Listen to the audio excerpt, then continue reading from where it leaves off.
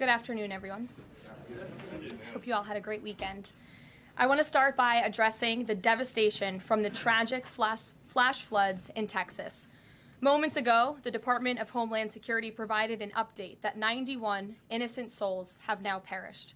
Everyone here at the White House, including the President of the United States, is praying for the victims' families and friends during this unimaginable time. President Trump swiftly signed a major disaster declaration for Kerr County, Texas, to ensure our heroic first responders have every resource they need in the relief and recovery efforts. Secretary of Homeland Security Kristi Noem traveled to Texas over the weekend, and the entire Trump administration is working hand in glove with state and local officials to provide every assistance available. The situation on the ground remains dangerous, and there could be additional public safety threats with potential incoming heavy rain. So we encourage everyone in the area to remain vigilant, listen to all warnings, and respond accordingly. Unfortunately, in the wake of this once-in-a-generation natural disaster, we have seen many falsehoods pushed by Democrats such as Senator Chuck Schumer and some members of the media. Blaming President Trump for these floods is a depraved lie, and it serves no purpose during this time of national mourning. Here are the facts. In the lead up to this tragic natural disaster, the National Weather Service did its job. Despite unprecedented rainfall, the National Weather Service executed timely and precise forecasts and warnings.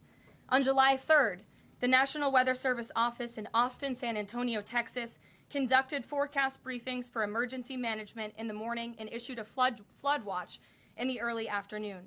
Flash flood warnings were also issued on the night of July 3rd and in the early morning of July 4th, giving preliminary lead times of more than 3 hours before flash flooding conditions occurred.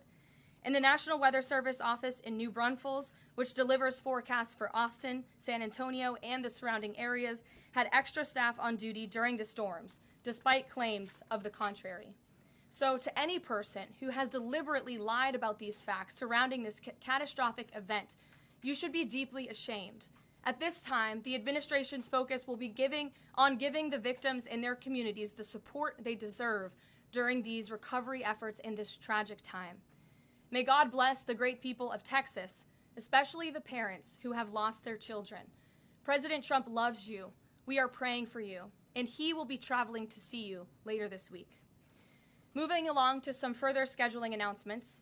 Tonight, President Trump will host the Prime Minister of Israel, Benjamin Netanyahu, for dinner, where they will discuss the positive developments taking place in the Middle East region.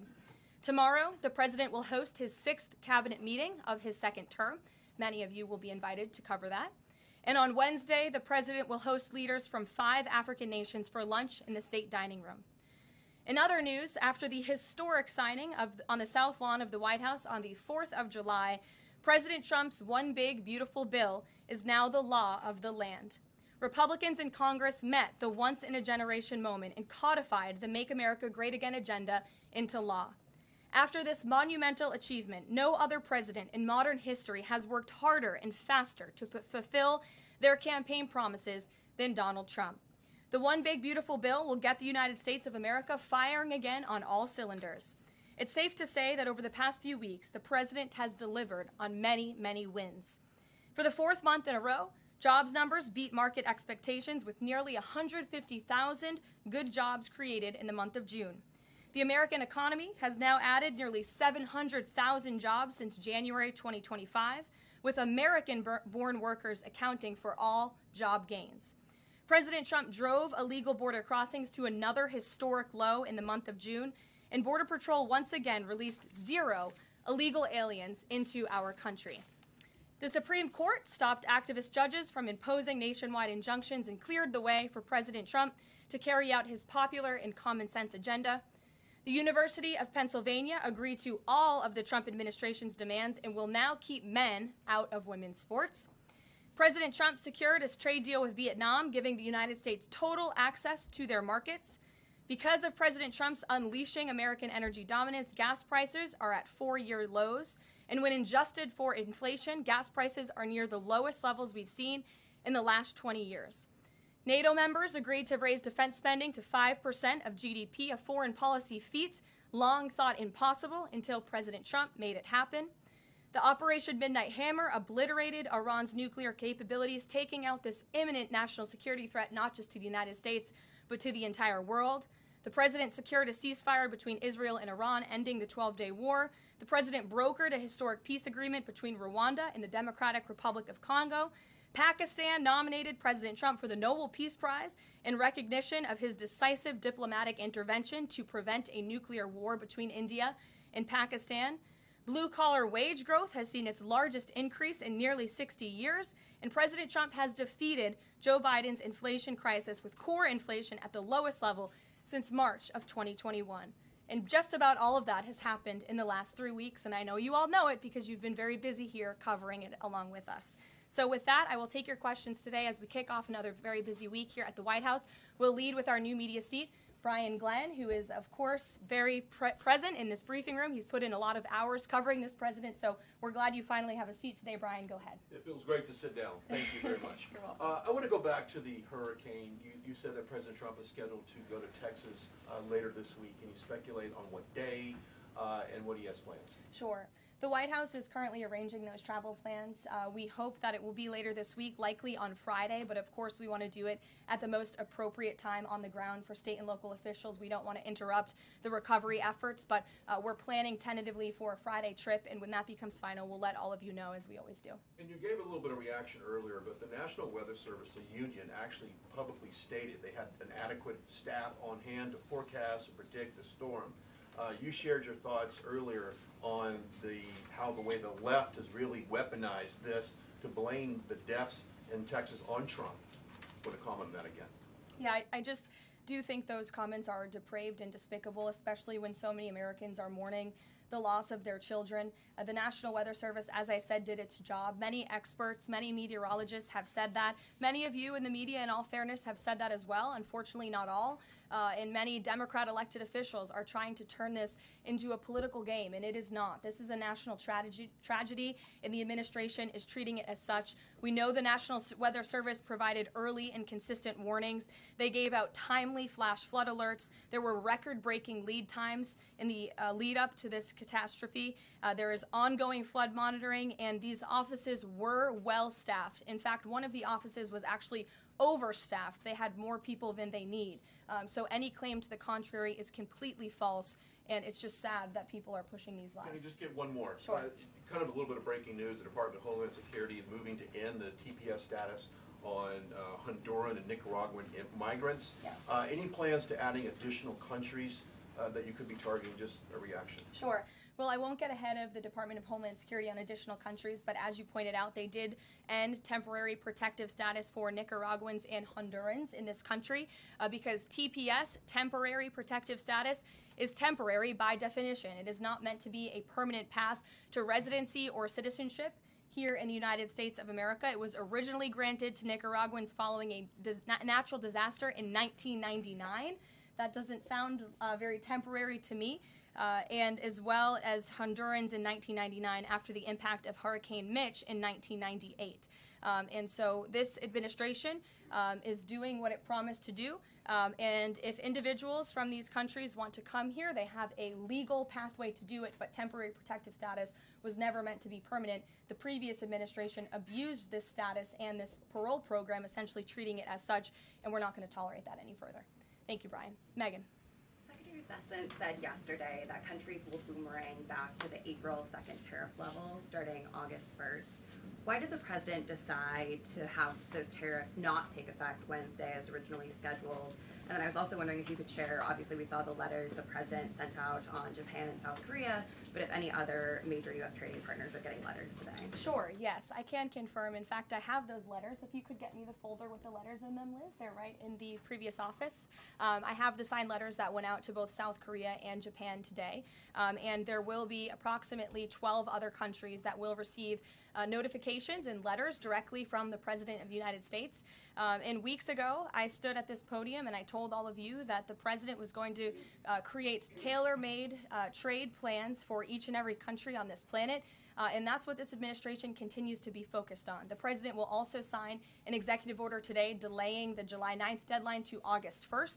So the reciprocal tariff rate, or these new rates that will be provided in this correspondence to these foreign leaders, will be going out the door within the next month, or deals will be made. And those countries continue to negotiate with the United States. We've seen a lot of positive developments in the right direction, but the administration, the president, and his trade team want to cut the best deals for the American people and the American worker. That's what they're focused on. And in the effort of transparency, these letters will continue to be posted to Truth Social, so you can enjoy them yourself. Go ahead.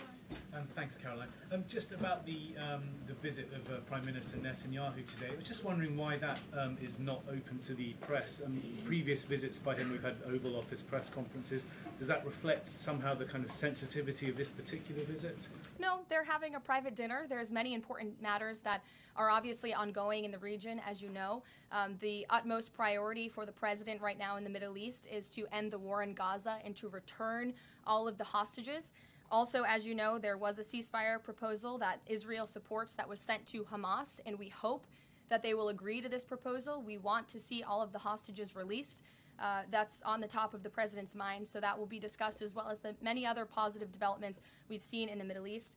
I want to go back to the trade deals. As you see, we have these beautiful letters that the president has signed. This one is to the President of the Republic of Korea, original signature on that, and these will be mailed. And then here we also have another letter to the Prime Minister of Japan as well. Both countries will be receiving a 25% tariff rate effective on August 1st.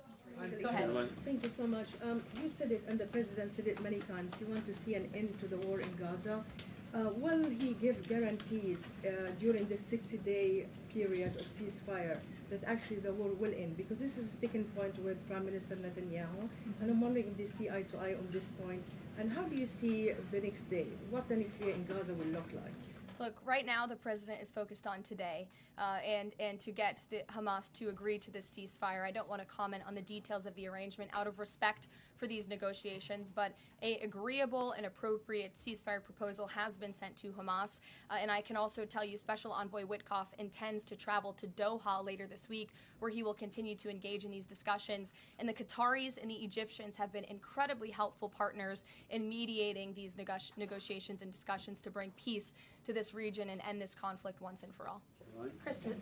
Two questions. Thank you, Caroline. Sure. The first question is President Trump reconsidering his plan to phase out FEMA, given what officials have said is their critical role on the ground now in Texas? Look, the president wants to ensure American citizens always have what they need during times of need. Whether that assistance comes from states or the federal government, that's a policy discussion that will continue.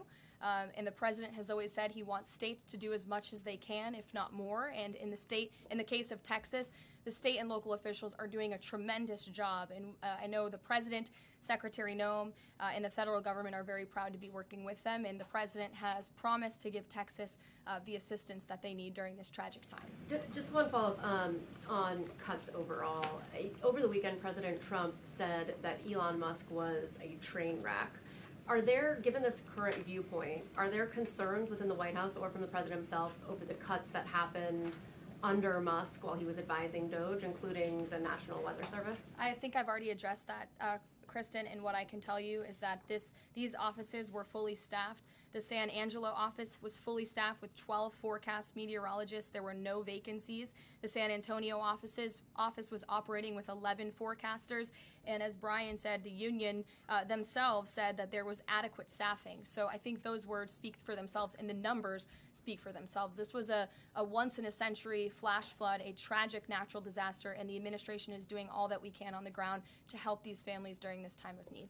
Jeff. Thanks very much, Caroline. Just following up on Kristen's question, is it still the president's plan to phase FEMA out by the end of this year? I just answered Kristen's question for you. One more, hold on, one more. Sure, I'll give it to you. Go ahead. The follow-up on trade as well. 12 more letters coming, you said. Can you give us a sense of which countries those are? I'll let the president reveal those in very due time. Keep your eyes on Truth Social. Michael, in the back. Thank you, Caroline. An armed shooter today was shot in McAllen, Texas, after opening fire on Border Patrol agents. Comes just days after Democratic Congresswoman Pramila Jayapal recently said she gets, quote, inspired when activists obstruct ICE. Does the White House expect Democrats to tone down their rhetoric in light of what we saw today in McAllen, Texas? We certainly call on Democrats to tone down their rhetoric against ICE and Border Patrol agents who, again, are everyday men and women. I would encourage AOC and other Democrats to actually meet with the United States Border Patrol. These are honorable Americans who are just simply trying to do their job to enforce the law. They go home to their families every night just like we all do, and they deserve respect and dignity for trying to enforce our nation's immigration laws and to remove public safety threats from our communities. The White House is aware of the shooting that took place today in Texas, and we are working with the appropriate federal agencies to get to the bottom of what happened. Caroline, the DOJ and FBI have now concluded there was no Jeffrey Epstein client list. What do you tell MAGA supporters who say they want anyone involved in Jeffrey Epstein's alleged crimes to be held accountable? This administration wants anyone who has ever committed a crime to be held accountable, and I would argue this administration has done more to lock up bad guys than certainly the previous administration. And the Trump administration is committed to truth and to transparency. That's why the Attorney General and the FBI Director pledged at the President's direction to do an exhaustive review of all of the files related to Jeffrey Epstein's crimes and his death. And they put out a memo in conclusion of that review. There was material they did not release because, frankly, it was incredibly graphic and it contained child pornography, which is not something that's appropriate for public consumption. But they committed to an exhaustive investigation. That's what they did, and they provided the results of that. That's transparency. Follow up on that, Sure. Caroline. Okay, so the FBI looks at the circumstances surrounding the death of Jeffrey Epstein. According to the report, this systematic review revealed no incriminating client list. So what happened to the Epstein client list that the Attorney General said she had on her desk? Well, I think if you go back and look at what the Attorney General said in that interview, which was on your network on Fox I've News. got the quote. Go ahead. John Roberts said, DOJ may be releasing the list of Jeffrey Epstein's clients. Will that really happen? And she said, it's sitting on my desk right now to review. Yes, she was saying the entirety of all of the paperwork, all of the paper in relation to Jeffrey Epstein's crimes. That's what the Attorney General was referring to, and I'll let her speak for that. But again, when it comes to the FBI and the Department of Justice, they are more than committed to ensuring that bad people are put behind bars.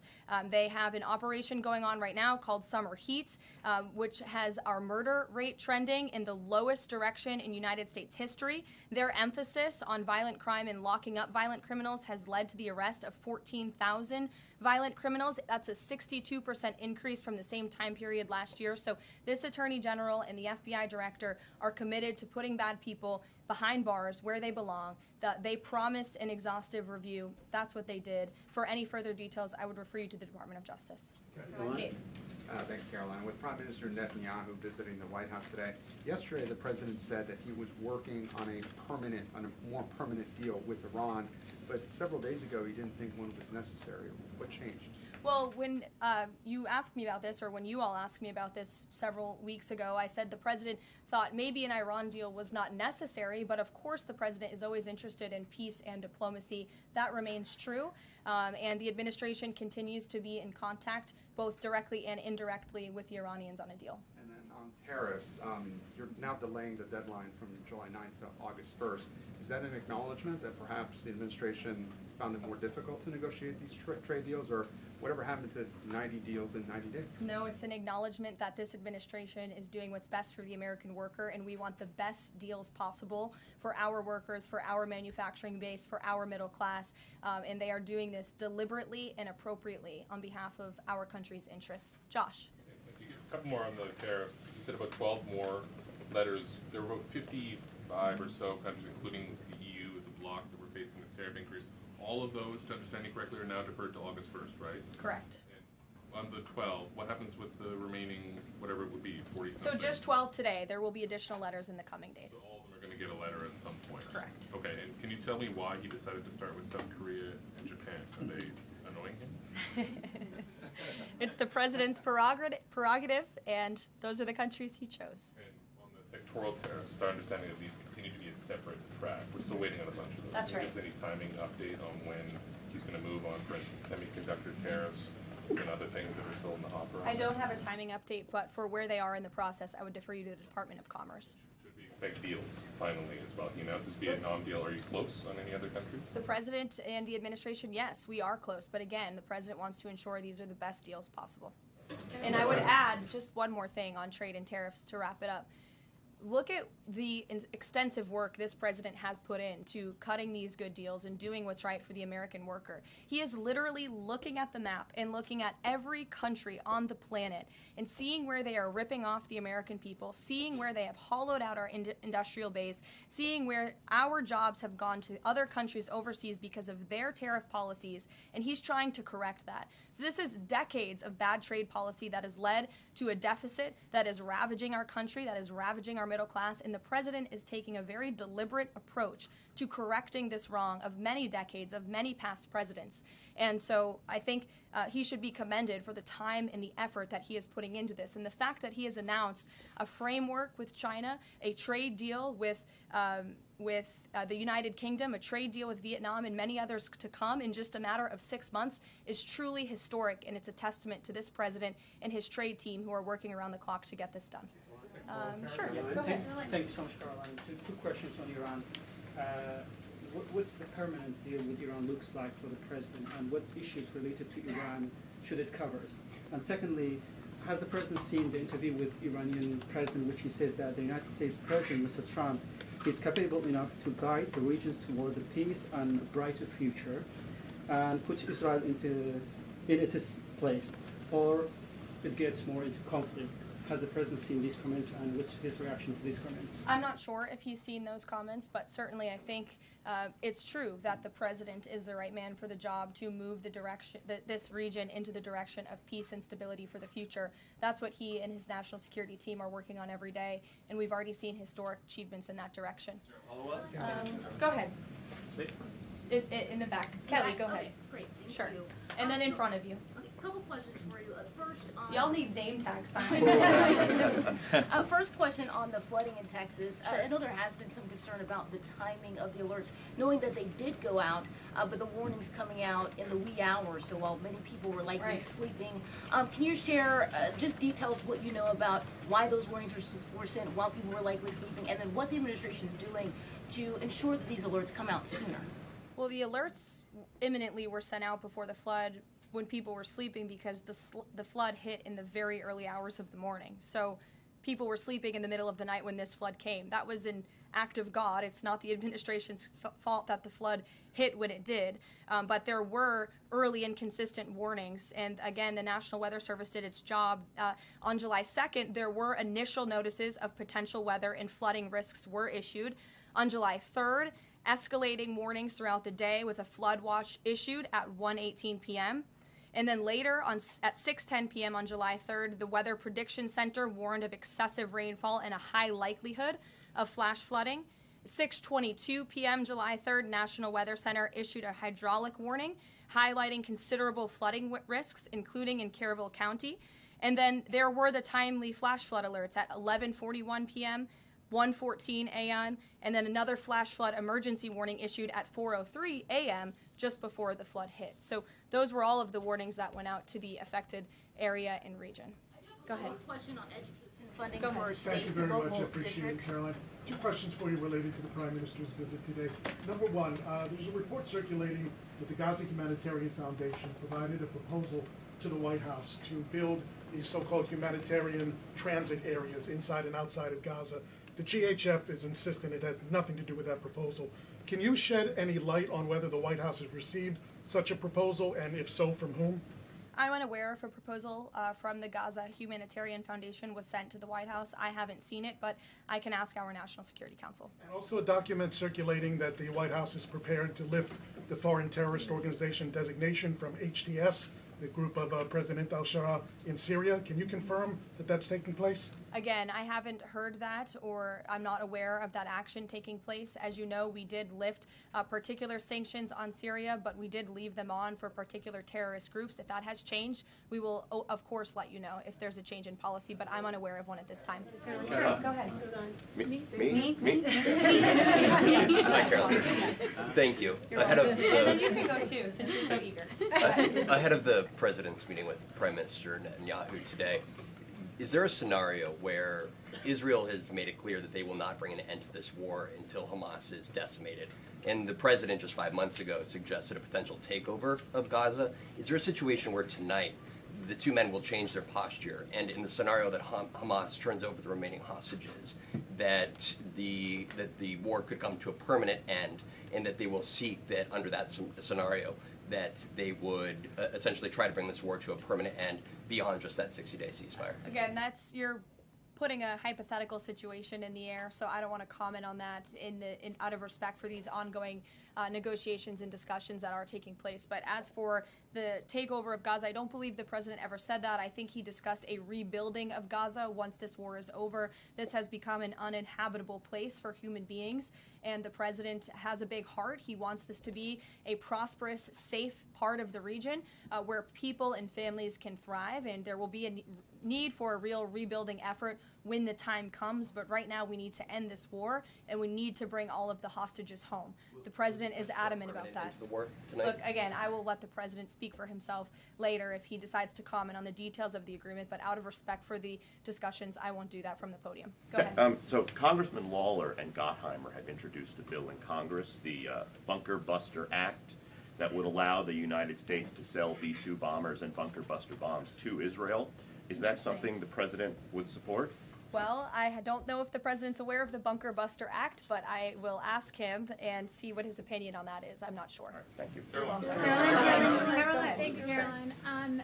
Building off of the question earlier about the shooter in Texas who targeted ICE, Axios reported today, I believe, that Democrat lawmakers were saying their constituents are calling on them to be more violent when they go to ICE facilities, including, I believe, they want them to shed blood, and that they said that Democrat lawmakers should be willing to get shot themselves.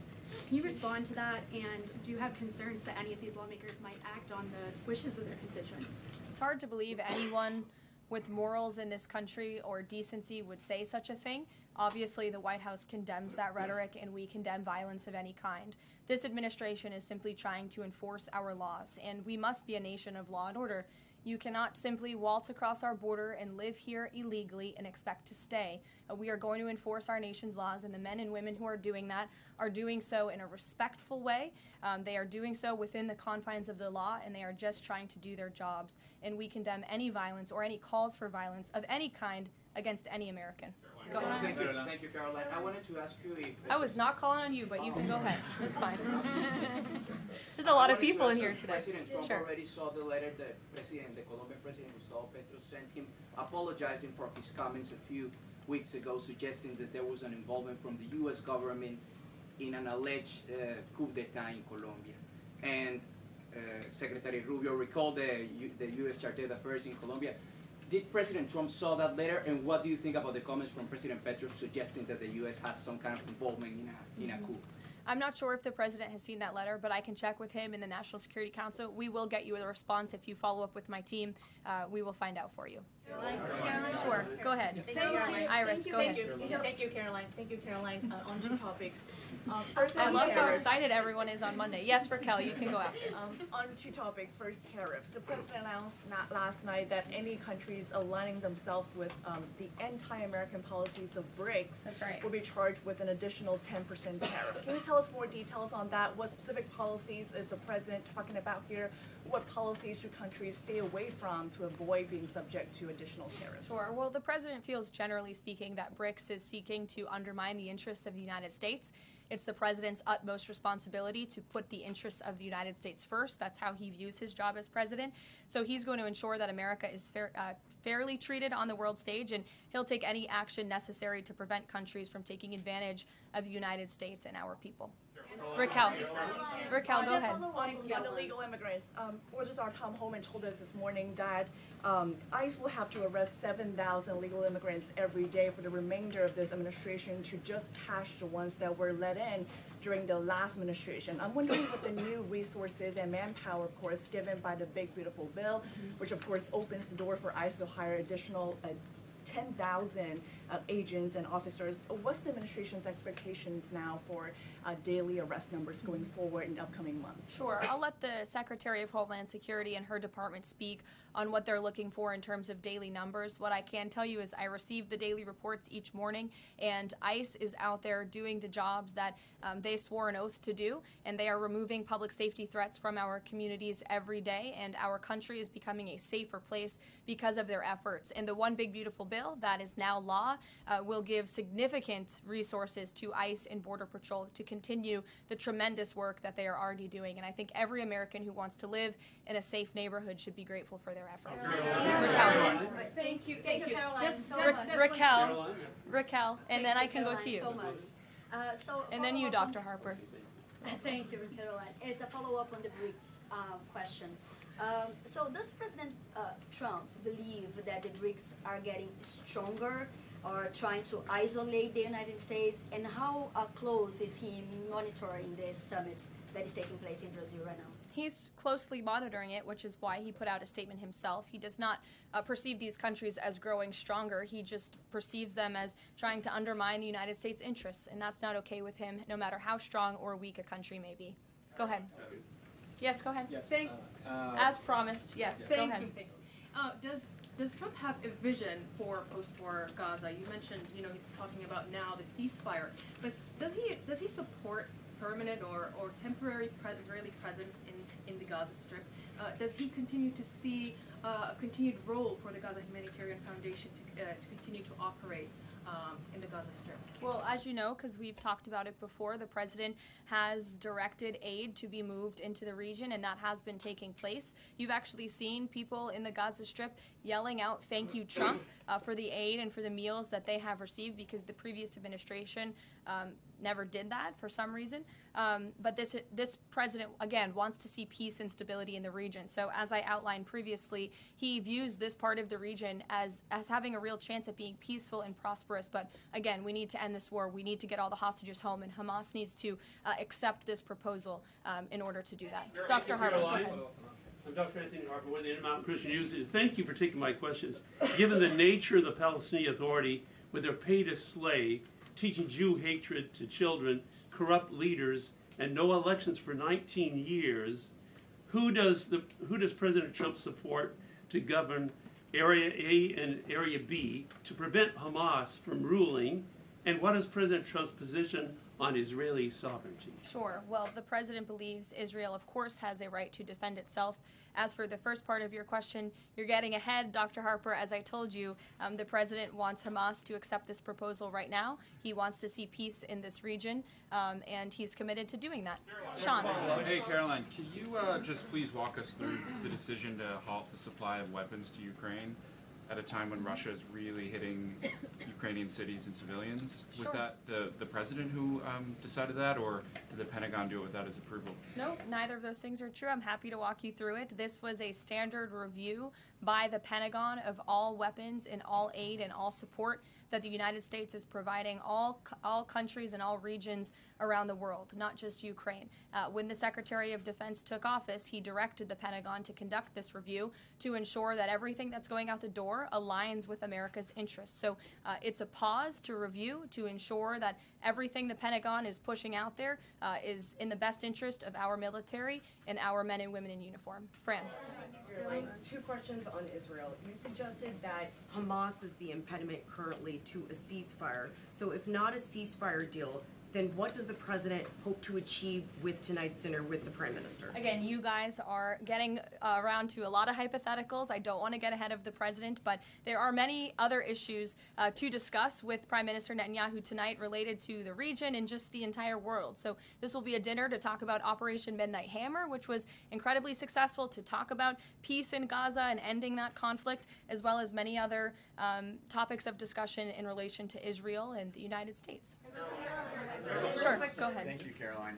Given the fact, this is on the trade letters, given the fact that the president put into effect the tariffs on April 2nd and then put the pause into place, is the president at all concerned that these countries that are receiving the letters won't take them seriously because the deadline seems to have shifted already and may shift again? They will take the letters seriously because they have taken the president seriously. And that's why the president's phone, I can tell you, rings off the hook from world leaders all the time who are begging him to come to a deal. And this administration is working hard to ensure those deals are in the best interest of the American people. And this delay, again, is in the best interest of the American people. And you all will continue to see these letters released on the president's Truth Social, and we will see you all later. Thank you, guys. Thanks, Caroline.